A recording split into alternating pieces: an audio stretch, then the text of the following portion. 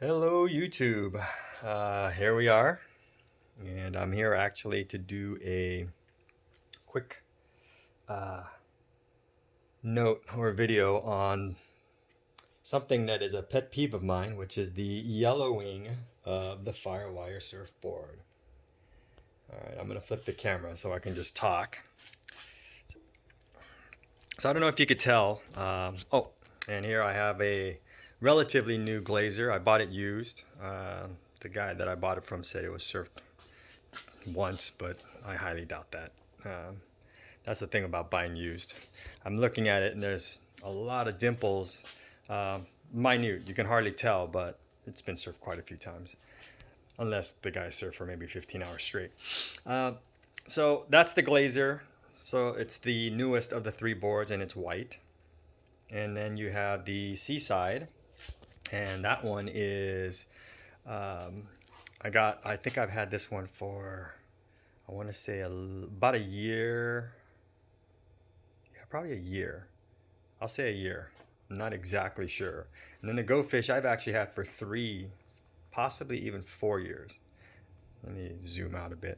Okay, so what turns a Firewire surfboard yellow? Many years ago, I used to think it was the sun and UV rays and that. And the more I've owned these boards and little things happening and little visual clues, I'm starting to think that the biggest factor in a Firewire surfboard turning yellow is actually heat. And here's what I mean. So obviously, when you're out surfing, the sun produces heat. You're in the water, so therefore that cools it, but relative to, let's say, the bottom of a surfboard, there's still heat. And that's the first clue.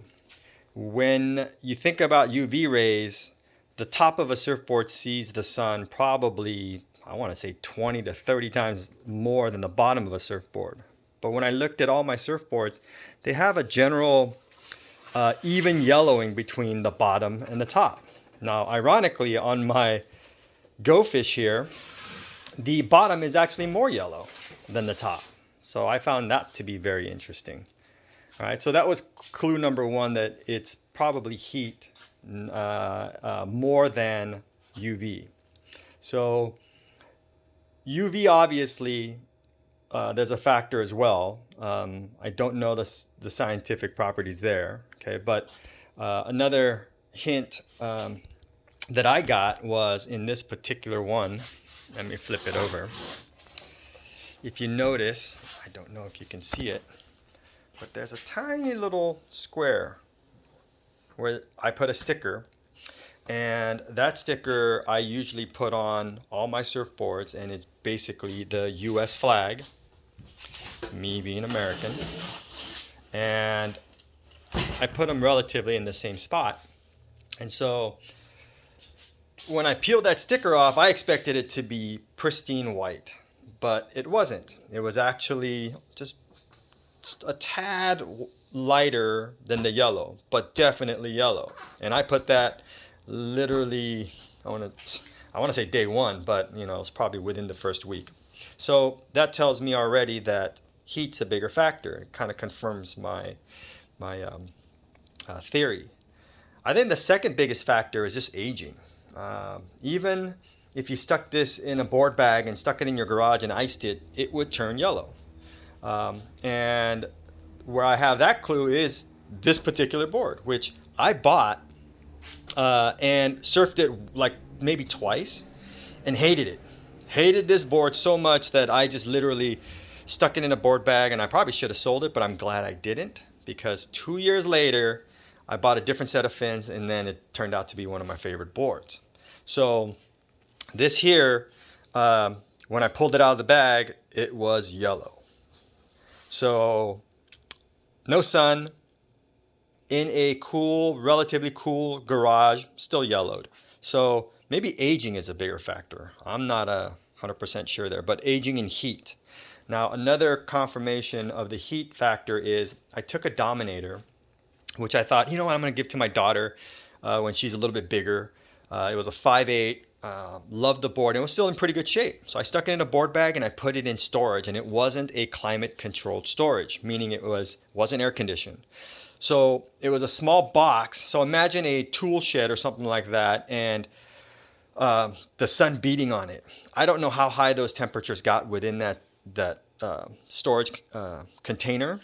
I would have to guess well in like 100 degrees Fahrenheit easily. Maybe even on those hot days, even way hotter. When I pulled that board out, it was so yellow.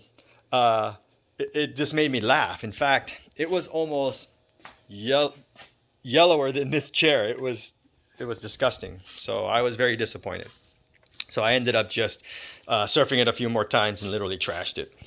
So that is my theory on what turns a board yellow: heat, age, and then I think less than anything UV.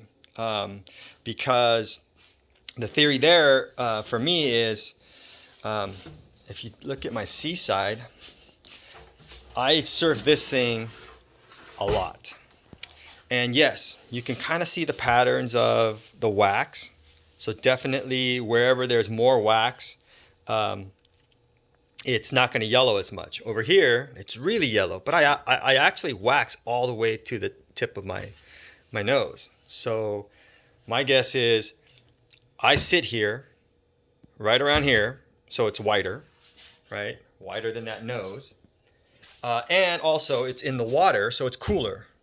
The nose kind of sticks out sometimes depending on, if I'm paddling, definitely this portion of my nose. And there is this obvious yellowing right here for some reason. It's like weird. I don't know if you can see it in the light, and the white balance of the camera probably adjusting it. At any rate, that's my theory on yellowing. One of my biggest pet peeves. And it sucks because something like the Go Fish, you want to buy and you want to have for 5, 6, 7 years because it's not the board you're going to take out on a daily basis. Your workhorse, on the other hand, if it turns yellow, you're going to refresh it within 2 to 3 years anyway, so it's not a big deal.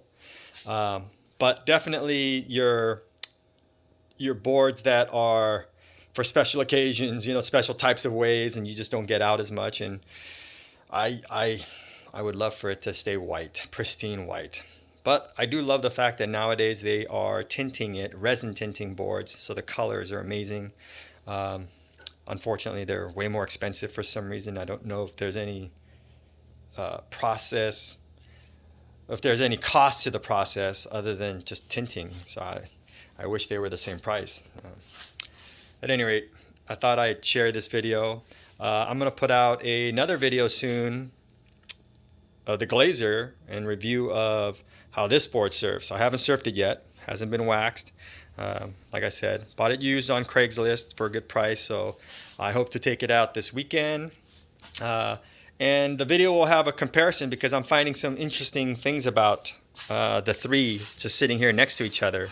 And if you don't know, this is an evolution here. It started with the Go Fish, the Midas, and one other board, the Moonbeam maybe around that era. Started with these boards, then evolved into this board, and now slowly evolving into this board. And even though this one looks like the highest performance, it's the narrowest, there are some elements and design factors that actually are contrary to that thought. Because I don't know if you could see it, but I'll go into more detail in another video. But it has way less tail rocker than the Seaside, so it's almost the same rocker as the Go Fish. So it's almost like in some ways there was performance elements added, but then others taken away. So very interested to try this one. The fact that it's super flat, there's like hardly any rocking. The engine of this board, which is the flat section from the tail pretty much all the way up to here, I think will make this board super fast. So very excited. So stay tuned for that review.